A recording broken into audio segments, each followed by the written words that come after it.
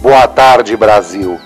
Hoje nós estamos fazendo o nosso programa de Natal e eu queria usar essa oportunidade para falar sobre criação. Os antigos, quando eles desenvolveram as raças, o Campolina, o Manga Larga Marchador e o Jumento Pega, eles usavam essa tropa diariamente, era meio de transporte da época. Haja visto que a Associação Brasileira dos Criadores de Jumento Pega foi fundada em 1947, portanto ela tem hoje 60 anos. Os animais altos, os cavalos altos, foram desenvolvidos para marcha, beleza e para pessoas que gostavam de mais tamanho, e isso virou o cavalo Campolina. Isso que eu estou falando agora é bastante a grosso modo. As pessoas que gostavam mais do animal do meio e marchador também passaram a formar os cavalos da raça Manga Larga Marchador.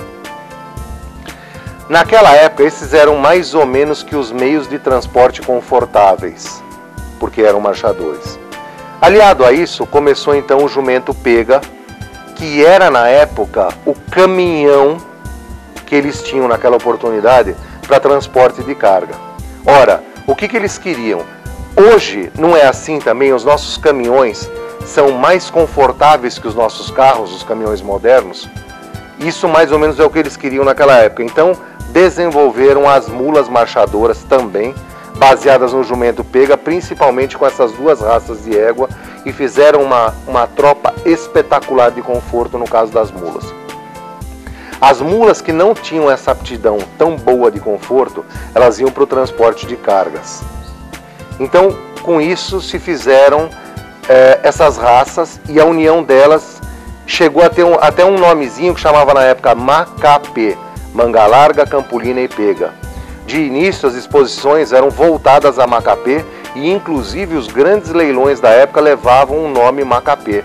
Então se juntavam esses criadores, que na verdade eram quase que os mesmos, né, criando Manga Larga Marchador, Campolina e Pega.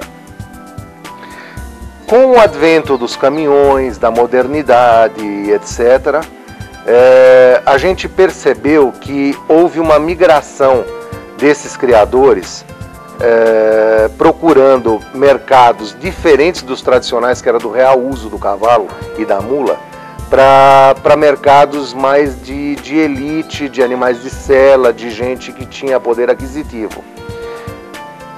Mas agora, para o final dos nossos tempos, o que a gente percebe que acabou acontecendo? Eu não estou falando agora que isso é 100% do mercado, que é maioria ou minoria.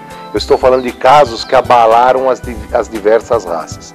Então entraram pessoas com um poder aquisitivo bastante significativo e que pouco conheciam de tropa. Voltando lá no início, quando esses fundadores dessas raças montaram seus quadros de juízes, eles queriam que esses juízes julgassem a essência da qualidade que eles estavam preocupados em criar. Então eles queriam, na verdade, marcha e cômodo. Isso, com o tempo, era o que dava dinheiro para eles naquela época. E continuou dando por muito tempo, até que veio o que eu diria que é um dos invencionismos da modernidade.